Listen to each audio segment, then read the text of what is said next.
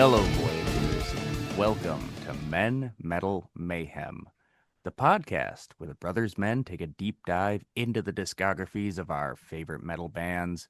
I'm your host, Brother Paul, joined as ever by my two brothers and co-hosts, Brother John I am a confident and powerful man. and Brother Dave. I name you under our house.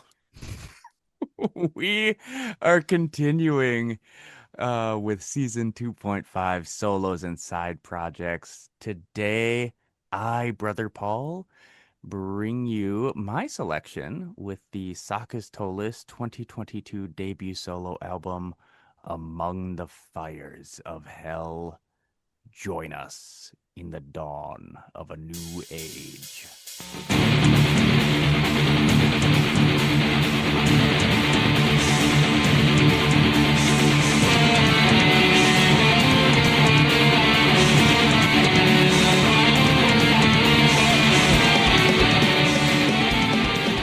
As this is my pick, let me explain why I chose it.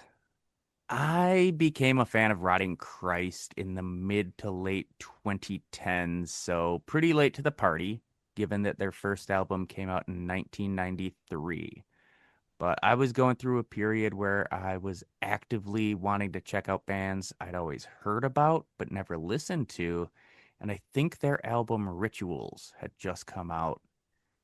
And I quickly fell in love with their sound, particularly all their albums from 2007 onwards, which are more melodic and less raw than their early works. And this is Sakis's first solo album, and it came out 2022 during COVID. And that seems like a lot of bands had members that were doing solos and side projects during that time.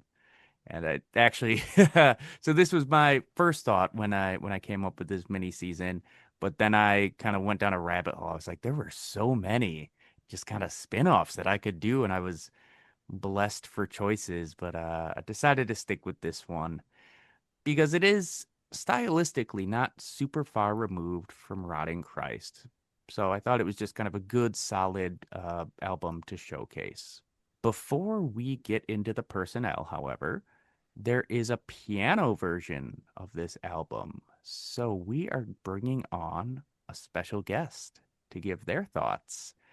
Brother John's daughter, Nora, listened to the piano version, and earlier this week, we had the chance to hear her thoughts on that version.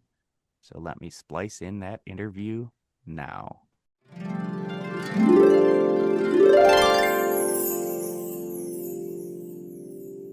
Please welcome for the first time on Men Metal Mayhem, we have the daughter of Northern Darkness herself, Nora. Hi. How are you doing? Good. Okay, well, first off, I just want to ask, do you listen to your dad's music? Not a lot, but sometimes. Okay, nice. What do you think of the music he listens to when you do hear it? I think it's like good.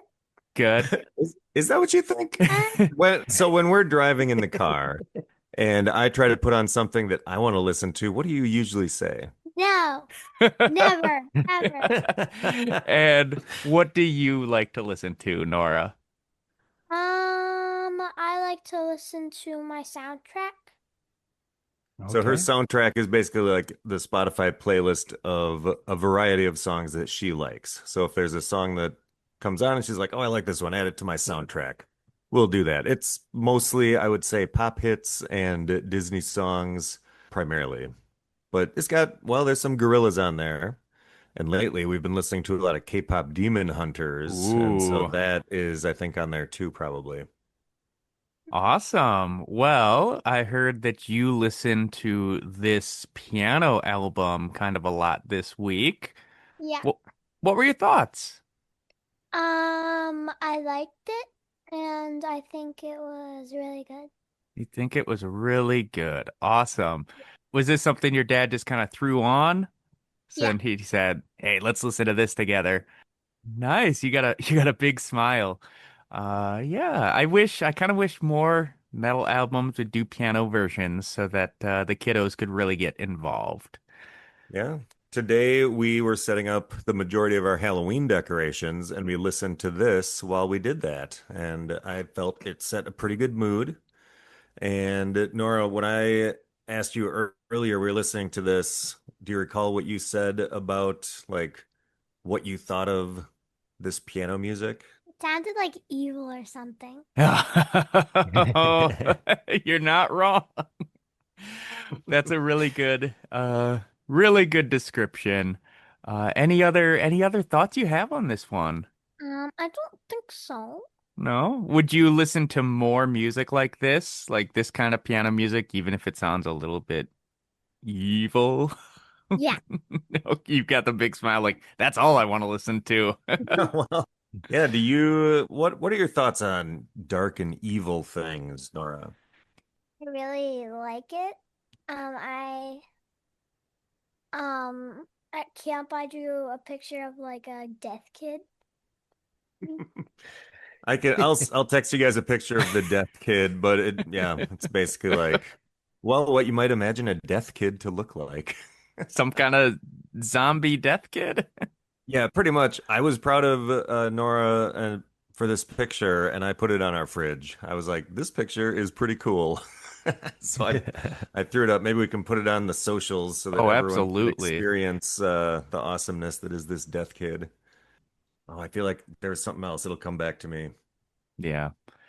Well, I'm Oh, really I remember okay. Nora. So you are maybe amongst the four of us uniquely qualified to talk about piano related stuff.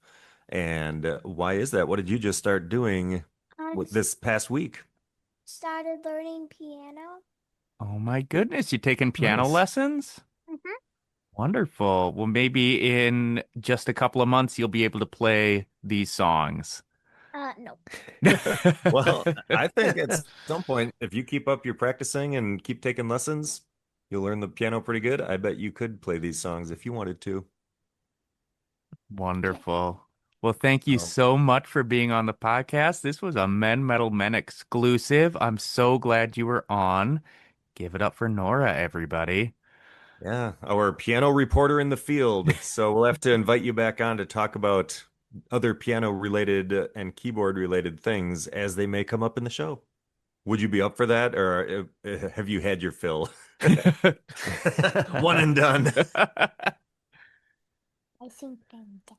All right. Well, if you want to come Okay. back, you're a friend of the show. You're always welcome to join and say a little bit. Okay. All right. Well, thank you for being on, Nora, and have a wonderful night. Mhm.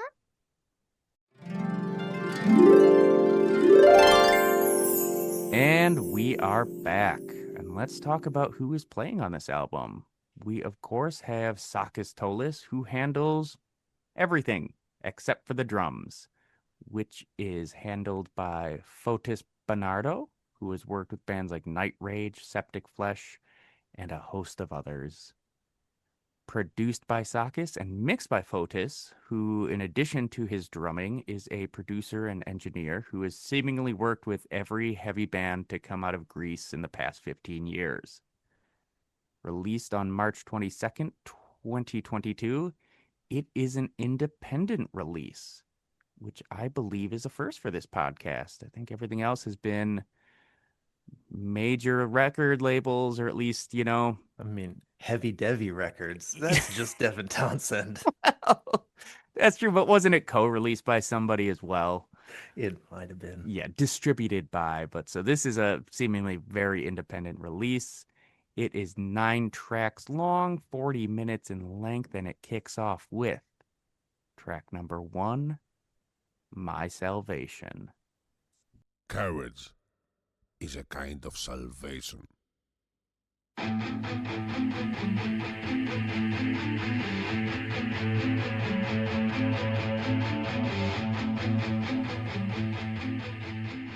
Mid-tempo jams are back on the menu, and thank God.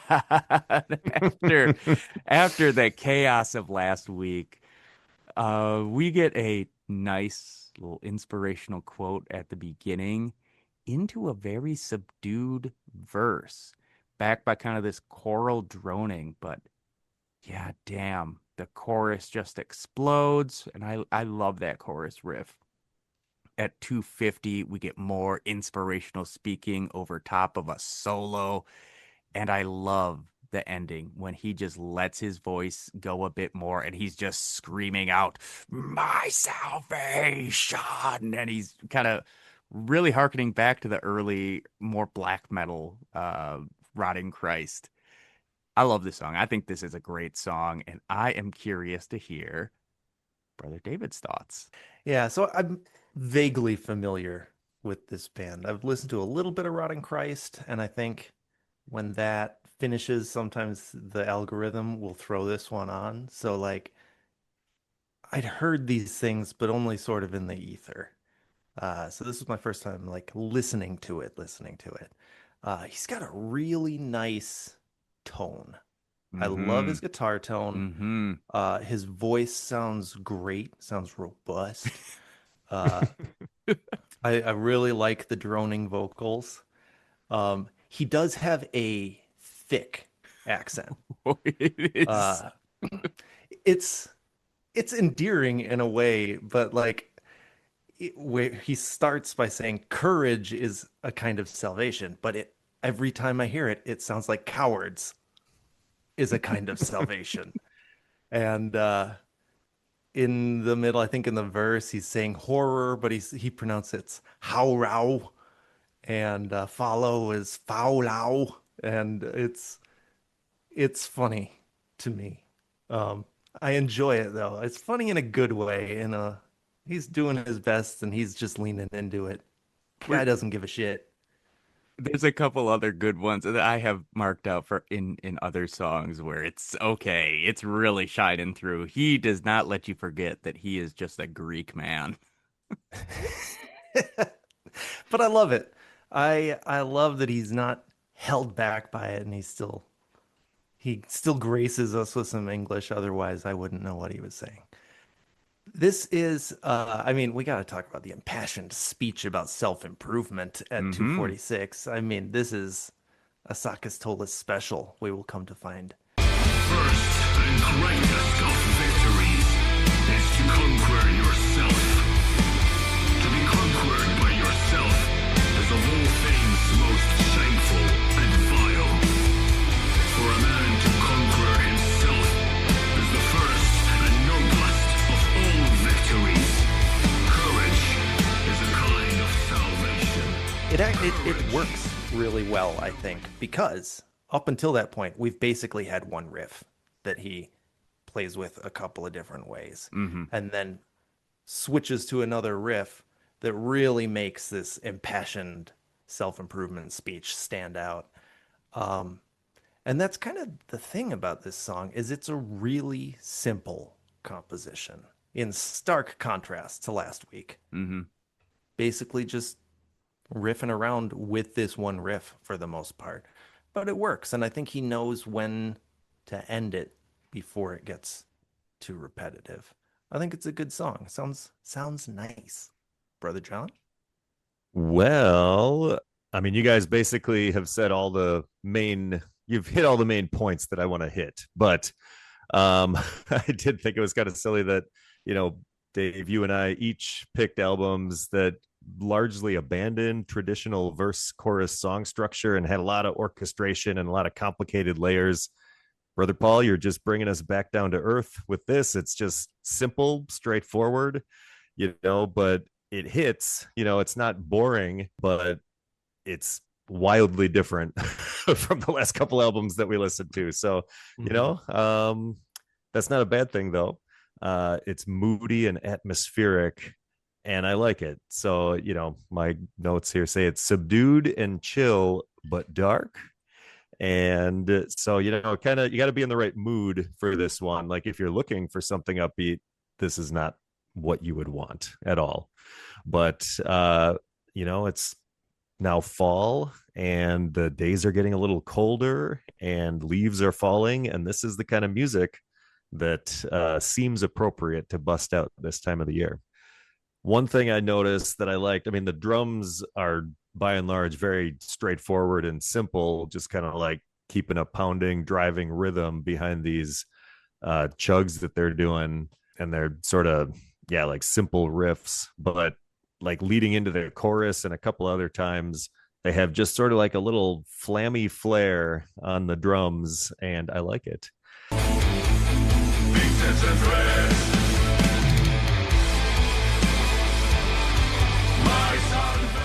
I like what they're doing there.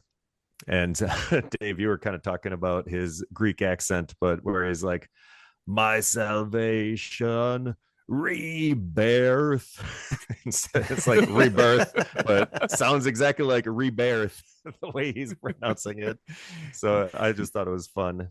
No rebirths. Exactly.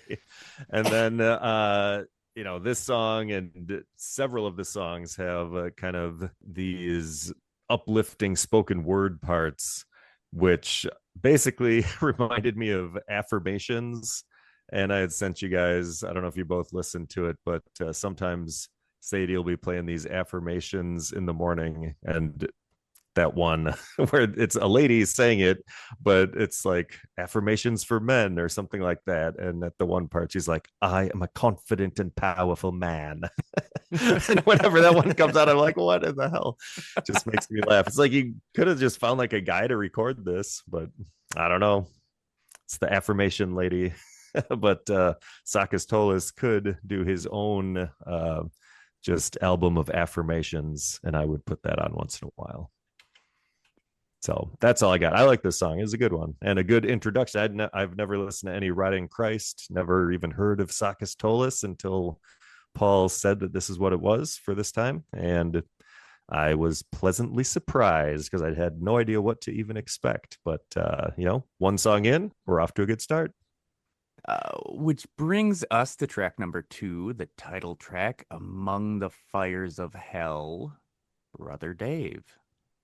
This one, again, really hangs out on that main riff for like 2 minutes, and it's used for both the verse and the chorus, but he puts enough variety on it that the verse is the verse and the chorus is the chorus still. And then at 2:19, we get our first solo, and he solos like a rhythm guitarist, which I say as a proud rhythm guitarist. It's just a few notes, very little flair thrown onto the notes, and it's more of a riff that he's playing than like a true solo.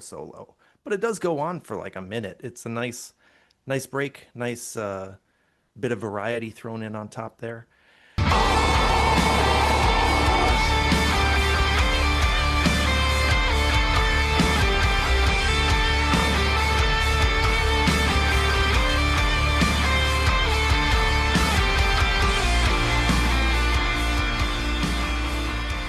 And it works. This is an atmosphere band. This isn't showing off your technical chops band. We get another spoken word section kind of towards the end that leads us out of the song. This one, it's solid. I think by this point I know what I'm in for with the rest of this album. Brother John?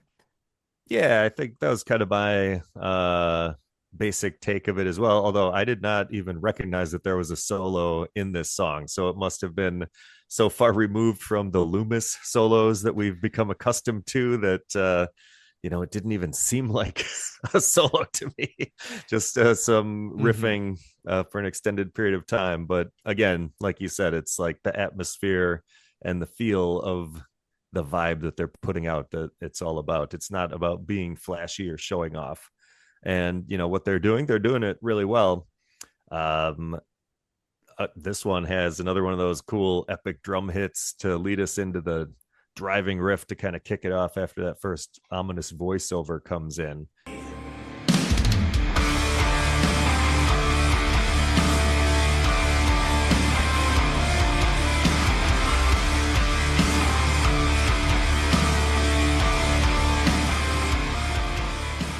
So, just kind of punchy to get the actual riffs going. Well, Dave, you already talked about the guitar tone, but this one I noticed, like when the distorted guitar comes in, I really like the guitar tone. It has sort of a harsh metallic feel without being too harsh. Mhm. I don't know. It just feels good. You know what he's doing? I like it. And he gives us some harsh vocals on this song, and I like how his voice sounds as well. So overall this is chill goth metal music, I guess. And it's good for a particular chill kind of goth mood.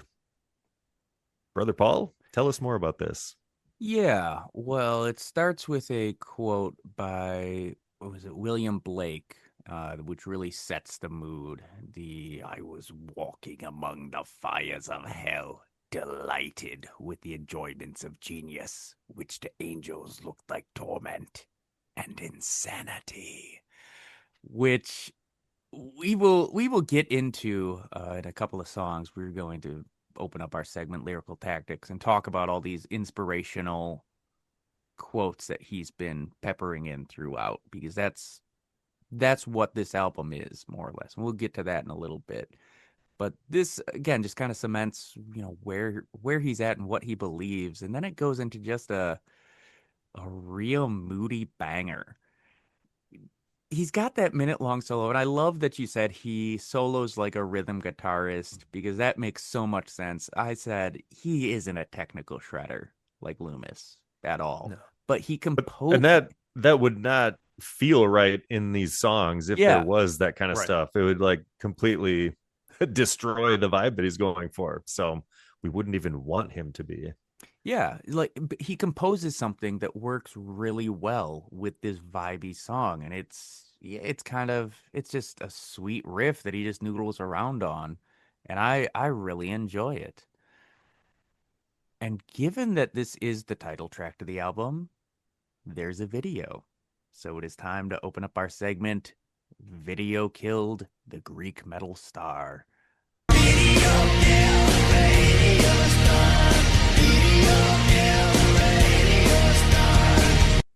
This is a very simple video.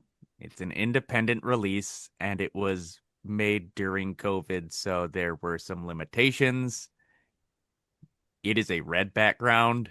It is his outline slash silhouette, and it is just shots of him singing and playing. And the words are there on the video.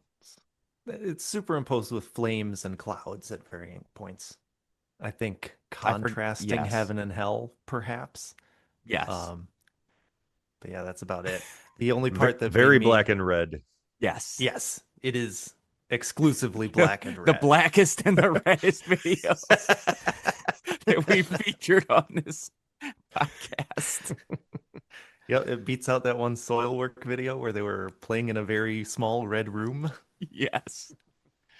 The only part that made me laugh a little bit was, he's not doing a whole lot of emoting or anything. It's mostly just his face. But there is one point where he's in profile and he puts his hands out just to emphasize one word. And it's the only acting that's in the entire thing. And it seems just kind of awkward and just kind of funny. No, it ties the whole video together. You need those hands in the profile view. Well, let us move on to track number 3, The Dawn of the New Age, Brother John.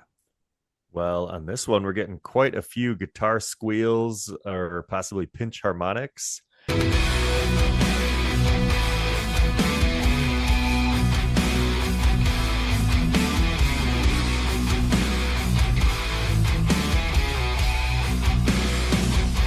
And that was nice. And then we also get some more English as a second language where he says, well, the lyric is something about conquers the earth, but it's con-kwares the earth. That's the one I have noted. What's he saying? Con-kware. Con-kwares the earth. And so that made me chuckle. But then at 145, we get more spoken word where he says, there is no God. No one created the universe and no one directs our fate. So again, with this uplifting but humanist message, which certainly would not have flown in our school or home growing up. So I mean, as much as he is putting out a good message to, basically be the best that you can be and be true to yourself and try to improve yourself, this is not Appleton Christian School approved, I wouldn't say. Can't improve yourself without the help of Jesus Christ, John. Well, I mean, you should know this. That's what Sakis wants us to believe. But what about Mr. Schillinger? Would he have wanted us to believe that? Absolutely not. He's a devil in disguise, Oh, Mr. boy. Tolis. Yeah, I think so. Let's see. Yeah, I guess more. I mean, it's just more of the same, basically. He's got a vibe and he's sticking to it. And I guess really, I don't know. I don't listen to this genre of music at all. In fact, I looked it up on just to like double check. So I mean, on Metal Storm, it's characterized as gothic metal. And I was like, who the heck else is gothic metal? And I didn't recognize. Well, I recognize some of the names of some of the bands, but I've never listened to any of them. Except way down on the list, Worldbane showed up, and I was like, all right, it's not really the same in my opinion, but sort of. And then a little bit later on, Savior Machine showed up on the list. So Savior Machine, you and I, Paul, anyways, used to listen to them all the time way back in the day. But that's about as close as I've gotten to this genre. But so far, I'm liking it. So I think maybe I just need to listen to some more of these bands and see what other gems are out there. Maybe I'll let you direct me, Paul, because you probably know a little bit more what's going on in this genre. But I like it. And then it ends with, "This is the dawn of the age of Aquarius." And all I can picture is the end of the 40-year-old virgin where they're singing that. So I looked that up and watched it too as sort of a mid-album interlude for myself, and it made me laugh. So that's what I took away from this one. But again, good stuff, Brother Dave. You mentioned this is kind of more of the same. What he does to make this one a little bit different is introduces a second riff not too far into the song. So he kind of alternates back and forth between these two riffs. A second riff has entered the tower, sir. Oh, yes. And by the end of this song, I have determined, yes, this is definitely his style. It's mid to slow paced jams built around really like 1 to 2 riffs for the most part. A lot of vocal ambience. He's crafting a mood. It's good, but other than the dawning of the age of Aquarius, that also made me laugh. There's not a whole lot about this song that stands out, right? It's almost already feeling a little formulaic to me. Fair enough. I hear what you were saying, and I don't think that you're wrong. But it was on this song that I had written that I really love the guitar tone.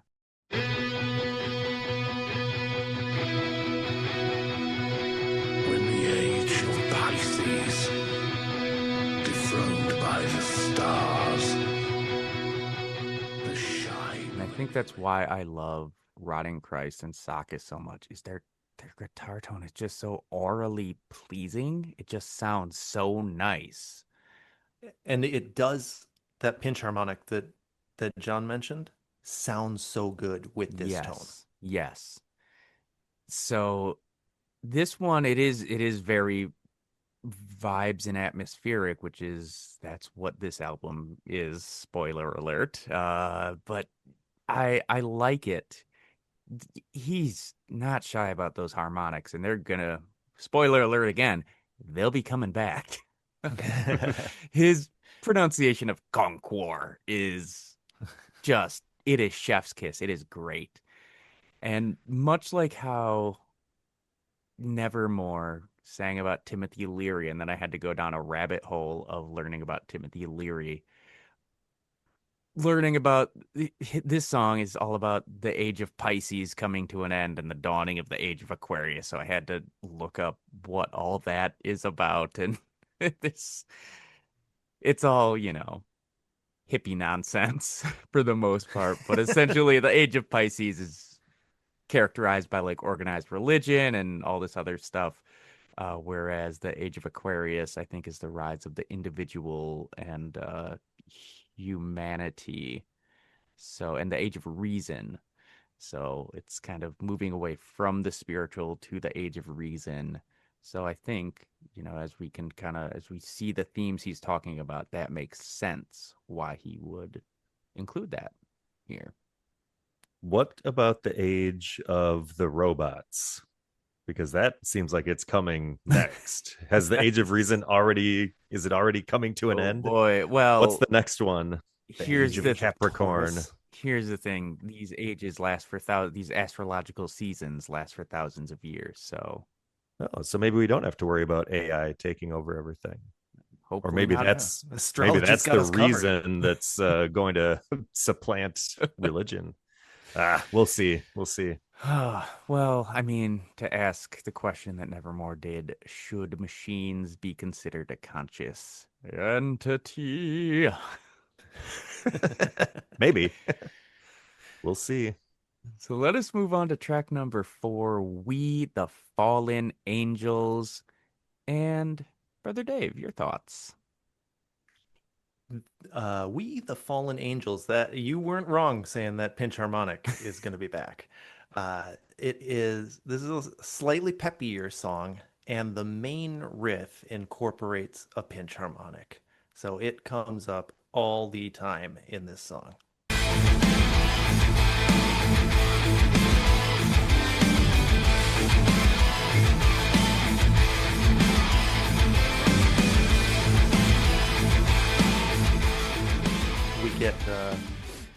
We get at 151 in there. We'd love to hear some just guttural noises.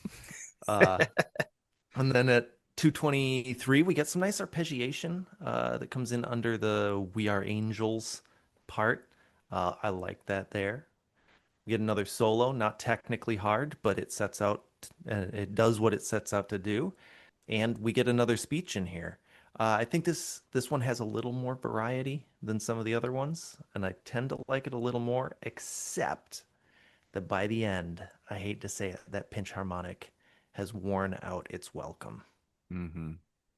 Marred by overuse. Exactly. Well, I thought this song, like the first 3 songs were like pretty cut from the same cloth and very chill. This one comes in a little bit less chill, a little more aggro sounding, I thought. Then the vocals start and they sound a little aggro too, but then he says, "We are angels," and that doesn't sound very aggro at all. But then he clarifies, he's like, "We are fallen angels." So aggro? Maybe. I'm not a regular angel. I'm a fallen angel.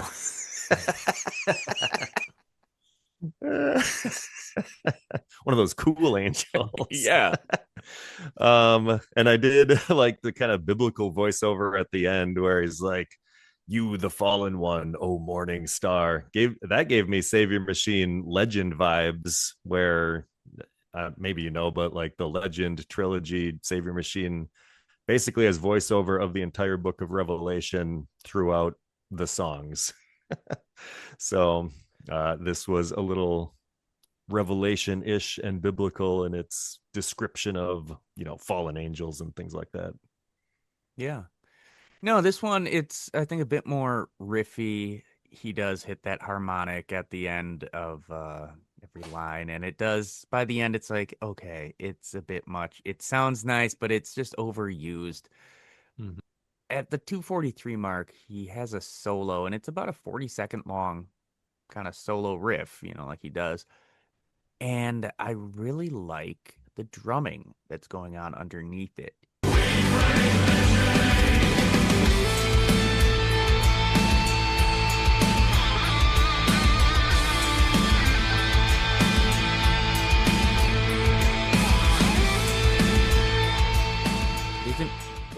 or flashy. It's just really punchy, and I think it works really well. So, yeah, we're not getting Dirk Verbeuren levels of insanity, but Fotis as a drummer is just he's complementing so well, and that's I think the strength of this album so far is it's really tight and it's composed really nicely. I like this one. I think it's a banger. So far we're 4 for 4, baby. Which brings us to track number 5, Ad Astra, which starts with a really dramatic slide into the riff.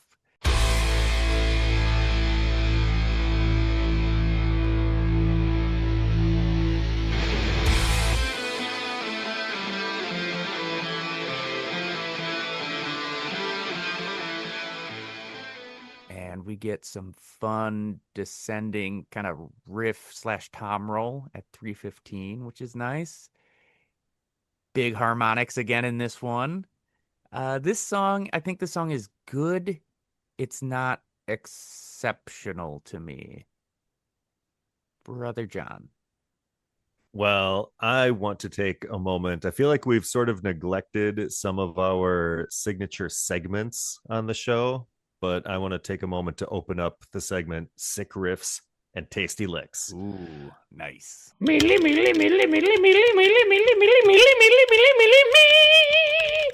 Because the main guitar line in this one is pretty rad. It's a definite groove, and he's wailing on it, and I liked it quite a lot.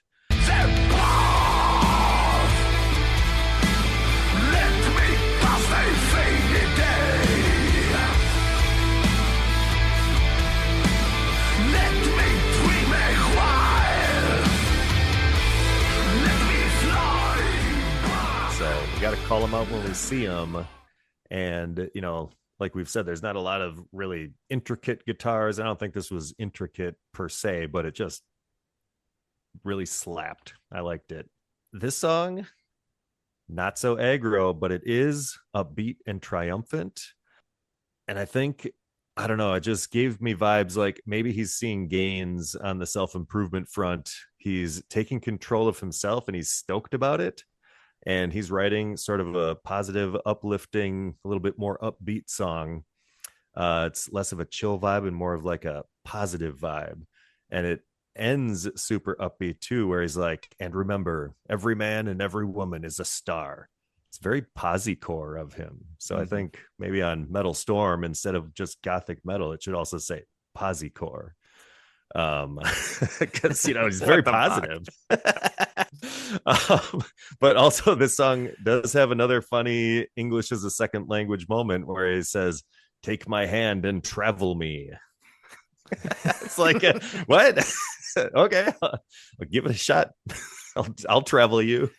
Dozen of hand for a travel. Yeah. So, you know, I like this one. It's a good one. Yeah. I also generally like this one. Don't have a whole lot to say about it, except that it reminded me of Rapture. Actually, kind of like the main descending kind of intro riff has those sort of vibes. I think he might even do some of the same harmonization on the guitars that they often do. Similar pace. And I love Rapture. And this song, giving off those vibes, works in his favor. That is a wonderful point. I also love Rapture. And when you said like, oh yeah, that reminds me of that, I'm like, God damn it. It does. So, wow, great salient point there, brother Dave. Let us move on to track number 6, Live with Passion, parentheses, Die with Honor. Brother Dave. This one is built around a somewhat silly call and echo formula in the verses, including no pain, no gain, where he shouts out each word individually and then echoes himself with a chorus of masculine voices. It was recorded in a gym. Yeah. They were pumping iron. While watching that Marky Mark movie, Pain and Gain. Probably. uh, we've got a great uplifting moment. Of course, it has to be in here. Respect yourself. You are the grand exalted ruler. Um, and we've got musically some nice building slash layering that kind of goes on around the 130 up until the 139 point, and then all that layering drops out as he goes back to the intro riff. Against the law. Against the quality of the spirit. Rather fail with all than succeed deceiving. And the way that it drops out, actually, it really works here. That like you're getting sort of like this big build up and release in this song. So compositionally, I like what he does in this song, and it's good. We get another solo that really just kind of hangs out and vibes a bit. Again, not super technical, but works. I like this song overall, despite the silly premise. Well, I'm gonna go now because if you are not down with call and response lyrics, you are not in for a good time with Rotting Christ because that is their central hallmark is call and response. Um, what a crunchy main riff on this song. This entire song, it's really driving and repetitive in a way that I love so much. I know sometimes people will create 10-hour versions of songs on YouTube, and I would absolutely just throw this on and just listen to it go.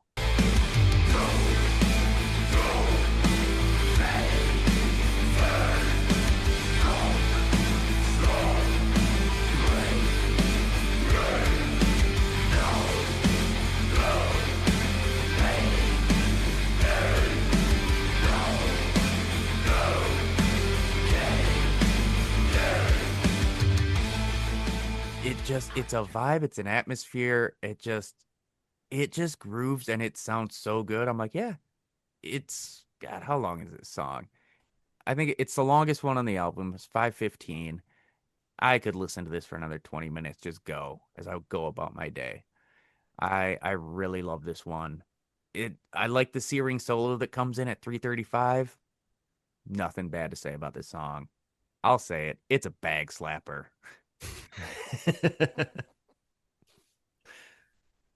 I Gets think those I nuts knocking. yeah.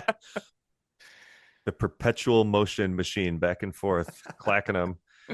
I gotta give this one another listen because my notes basically say that it didn't really stand out to me and it seemed kind of middling, and that's all I had. So it's like that must have been my first impression, and I must not have really come back and fleshed that out on further listens. And I think maybe what was going on is kind of get to the middle of the album and the songs, there's some variety, but they're kind of blending together, and then it just kind of, there's never anything I wanted to fast forward through, but I just kind of lost my focus by this point in the album, maybe. And it was just, a vibe going on in the background. So I should have focused in more. Sorry, boys. Lock I'll in. do that. No pain, no gain, brother. Well, I think it's time for us to open up our segment, Lyrical Tactics, Vocal Gymnastics. Lyrical tactics, vocal gymnastics. Because kind of all throughout, we've been talking about these inspirational kind of affirmations he's been saying throughout. And I think it really all comes together here. It culminates in one of the segments. And here it says, believe in you because your voice is important, because your dreams matter, because there is only one you, because you are worth it. And I think that encapsulates the entire theme of this album. And not only just this album, but kind of Rotting Christ and Sakis Tolis as a whole, which is that he believes in the triumph of the individual and the strength of the human spirit and the beauty of embracing life. And that's what all these speeches that are on this album, that's what they are about, really, is like people as individuals are important and they have meaning and worth. And while listening to this album, I thought a lot about people like Jordan Peterson and Joe Rogan and all the fucking toxic influence grifters who maybe have the kernel of a good idea and then just like wrap it in grifter bullshit. And then Sakis is just coming in hot here with like, dog, I got 9 songs and they all got like a short little affirmation on them. And like, it's all about you are important. Sometimes life is hard. Do it anyway. Have courage and believe in yourself because you matter. And I love that. Yeah, did we just discover that the cure for toxic masculinity is Sakis Tolis? You're not wrong. I mean, Yeah. that's, yeah. Yeah, I like it's easy to poke fun at these impassioned speeches that he has throughout, but I do like the content. It like we need more positive voices in whatever medium. And yeah, just being honest, talking like humanist values essentially. And it's good stuff that often like a lot of bands will just go to like bullshit metal themes. And you would kind of expect that from the visuals that we're getting from Rotting Christ and our Blacks and our Red video. And I like that there's some depth underneath it and not just blasphemy for the sake of blasphemy or something. It's blasphemy for the sake of bettering yourself. Exactly. Because there's as he probably says, still some blasphemy in there. He would rather fail with honor than succeed deceiving. So you got to be true to yourself and do what you can to make yourself better. So it's a great message. Yeah.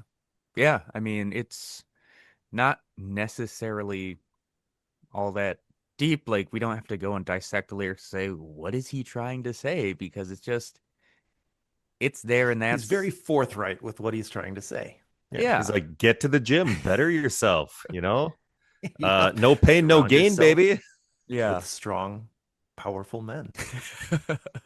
Exactly. I am a strong, powerful man. I will con-kware myself with other powerful men. Yeah.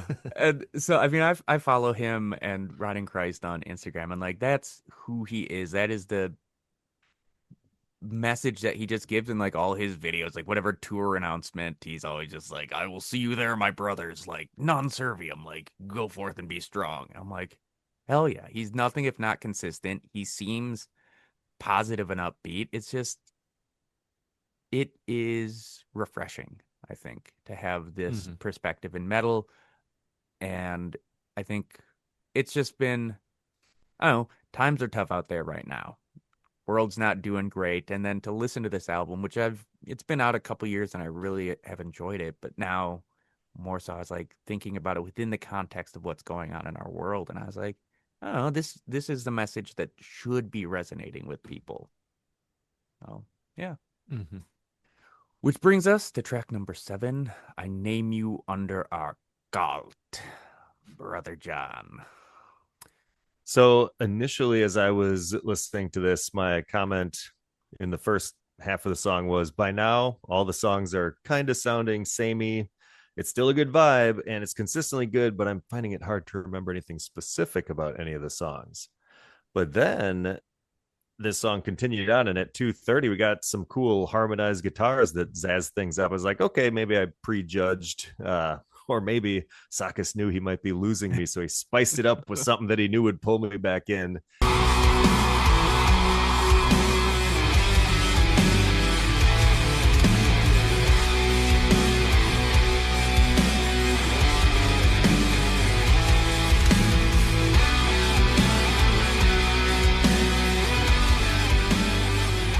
because I really like the guitars in that part. I don't recall them having much of like dual harmonizing guitars earlier in the album, but that part stood out to me as being pretty good.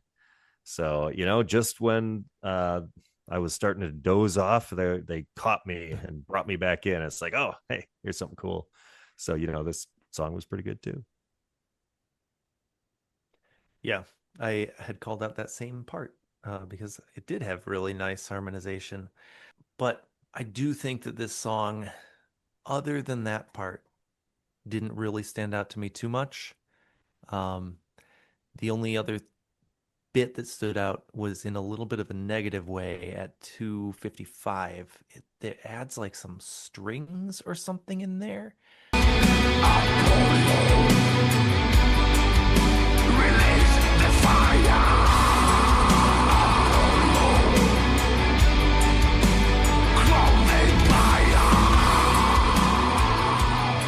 And I didn't even notice them on a casual listen, but then as I was like actively listening to it, they confused me. And that they didn't really seem to add any quality or like tonal thing. It just kind of felt like noise got added on at that part. And I didn't really get what was supposed to be happening at this point in the song. Fotis is there on the mixing board and accidentally like hits a preset string and it's God, I ruined the master. It's on there for 15 seconds. Can't delete. Of all the songs on this album, this is the closest one to being a miss. I don't think the verse riff is particularly compelling, and I think he does the big harmonic screech kind of throughout, and it does get grating. Chorus is fine. He's really elongating his words on this one, just like kind of working those gutturals a little bit. Yeah, 2:30 is real solid. I like the ending of the song. It's kind of abrupt. We're just, I name you under our cult, and it stops. I mean, it's not great, but thankfully it's only 3.5 minutes, so we don't have to linger on it for too much. Now we are at the penultimate track, number 8, The Silence. Brother Dave. Silence will save us. That's kind of the takeaway message I got from this song. This leans into the repetition of that vocal repetition to build that mood. It's a good mood. I wondered if Brother John noticed anything funny about the, I think it's the chorus rhyme scheme. I remember back in the day, you would always make fun of Sentenced on one of the songs on Crimson, where they rhyme all with all. Oh, And in this song, he rhymes way with way, and then he rhymes say with way with say.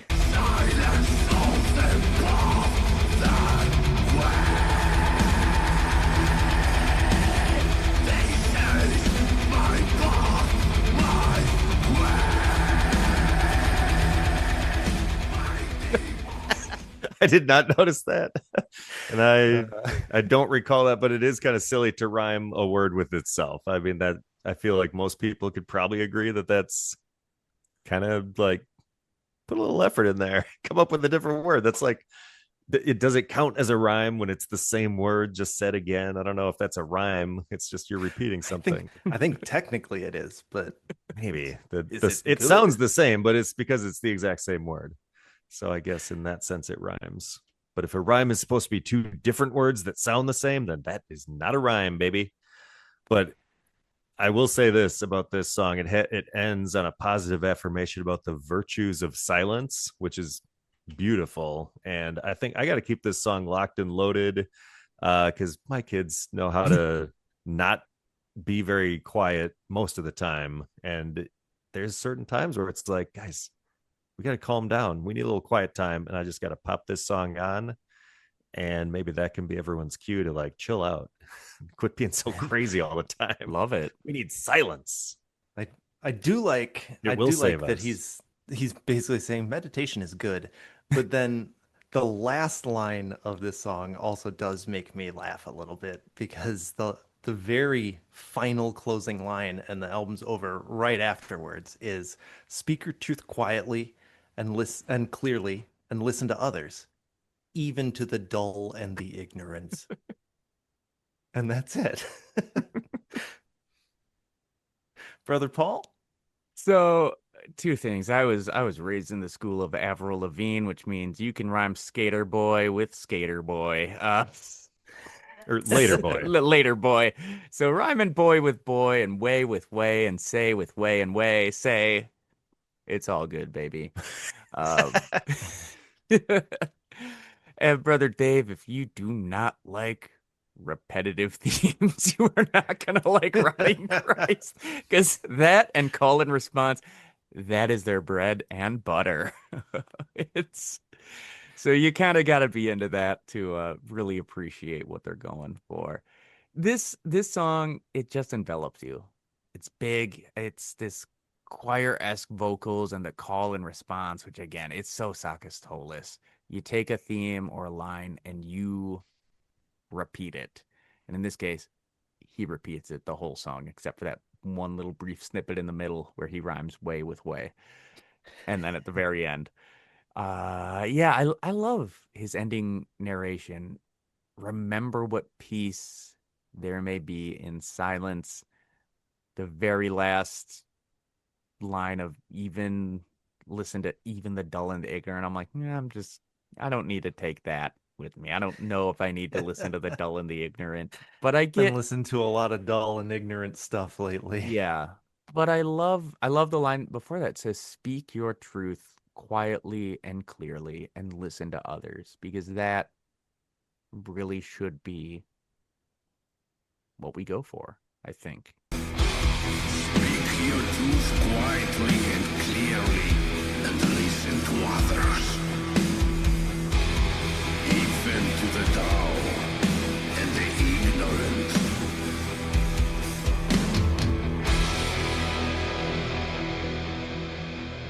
I like this one.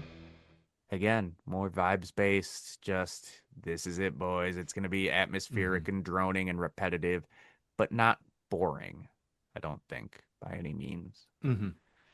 And to push back against myself on listening to the dull and the ignorant, you don't necessarily have to take what they say to heart. Right. Like change your ways, but knowing what the dull and the ignorant are saying, that's important in this day and age. Yes. Vitally important. If you don't listen to other points of view or other people, then how can you converse with them? So, and I how guess can that we would be even important? deem it dull and ignorant if we don't know what they're saying? That's true. Shouldn't prejudge based off a headline that somebody else told you about somebody or something like that. So it sounds silly at face value, but maybe I was being dull and ignorant in making fun of it. Hey, Dave, you know what? You have already started down the path of bettering yourself. So I'm proud of you for taking Sakis's words to heart and already going on this journey of self-improvement to recognize your own issues and try to improve on them. You I shall am a powerful and conquer. determined man. Conquer yourself. Which brings us to the end of the album, track number 9, Nocturnal Hecate. It is a cover of a Daemonia Nymph song, and they are kind of a Greek dark folk band. And I like this one. There's droning, there's chanting. The intro just builds so much tension, and you're waiting for something to happen. And then it all just comes bursting forth at 1:35, and it just kicks in.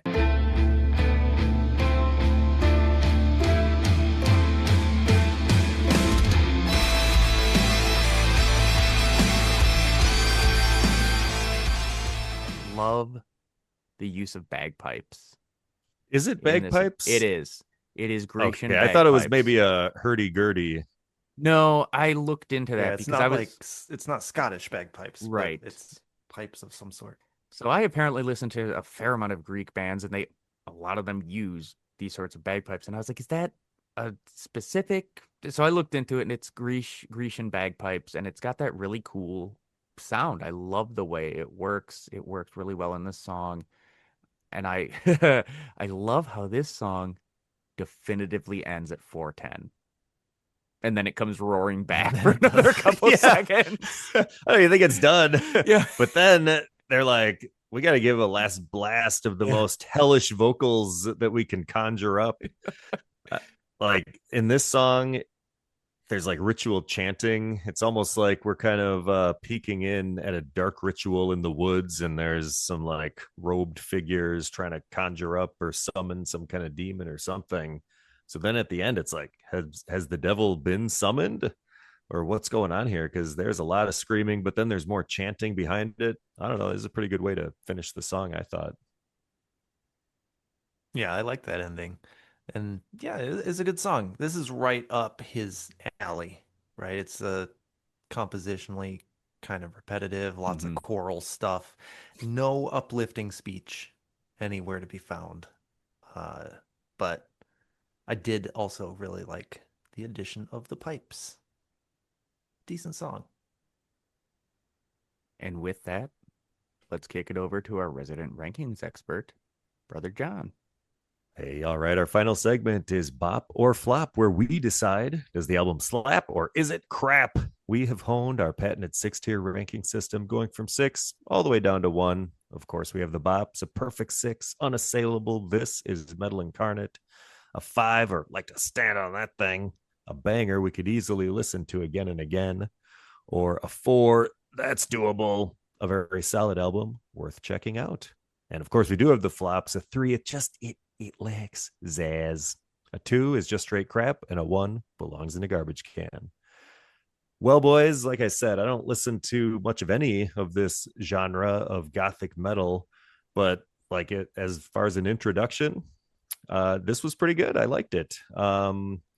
I think I kind of said before, this is like the perfect vibe for getting out in the woods in fall, like chopping wood, doing some yard work on a cool fall day. I could definitely see putting this on. Album is well produced, sounds nice, got good guitar tone like we were talking about. I mean, overall, it doesn't really strike me as amazing, but it's certainly not bad. It doesn't like get me hyped, but again, that's not really its goal. So ultimately, it kind of depends on the mood you are in, and it certainly has a place. So I mean, I'm going to keep this one kind of in my back pocket for when I'm in the mood for the vibes this provides. And it also has the piano version, which honestly might get more play from me because that, like, the girls like it. So if I want something chill in the car, I could put that on. And I think it's something that the whole family can enjoy. So all in all, I will say this one is very doable. I'm going to give it a 4.75. I enjoyed it. Yeah, so as I mentioned, I was vaguely familiar with this album, and I'd say that I'm a nominal fan of Rotting Christ. I like their last couple of albums, but I don't know any specific songs off of them. I think Brother Paul has pointed out maybe this just isn't a band that is going to be exactly for me, but I do like them. I like their sound, and I'm not sad when they come on. Prior to listening to this seriously, I could not have told you what the differences between Rotting Christ and Sakis Tolis were, because they are very similar. But now that we've done this, I'd say Rotting Christ is grander and a little more varied, while Sakis Tolis is laser focused on doing this one particular thing. What he does very well. Brother John mentioned the production's good. We all love the guitar tone. Drums never stood out as bad. Like there was never a like bad part in here. But at the same time, you gotta be here for the vibes. There's not a whole lot of variety to really keep me hooked. Any individual song is good, and it's an incredibly consistent album start to finish. But then taken as a whole, it kind of feels repetitive and a bit formulaic to me. So it's not something I would mind having on in the background. Like Brother John was saying, you could do yard work to this. You could go out in the woods with this. If I was doing something else, this album could absolutely keep me company. But it's not something I would want to sit with and like listen to. So that says to me it's solid. It's doable. It's a solid 4. I would like to strongly stand on this thing and give this album a 5.5. I know this album isn't metal incarnate, but I think it's a really tight, cohesive album that plays to Sakis's strengths. This one is on repeat a lot for me. I love my mid-tempo jams. I love just how he made a really atmospheric album. And I love the lyrical message of this album. So this is one that gets a lot of airplay from me. That said, I understand it's not for everything. It is kind of maybe mood dependent. You got to be in the right mindset to be like, yeah, I want this kind of very repetitive. I wouldn't say it is one note, but there's a lot of similarity between songs. So I find your criticisms all absolutely valid, but this is what I'm here for. So That's I why we think keep you around. this is a great solo album. This is a 5.5 for me. And that brings us to the end of season 2.5, Solos and Side Projects. But we will be returning with season 3, Jesus Freaks. That's right, we are getting back to our roots, and we are going to be discussing the world of Christian metal. And this season is a bit of a departure from our normal format in that we won't be going through the discography of a single band. Rather, we'll be presenting 10 albums from different bands. Some albums were formative for us growing up, others are new discoveries, and some will feature some familiar friends of the podcast from our first 2 seasons. So, boys, how you feeling about season 3? Hell yeah, I'm ready.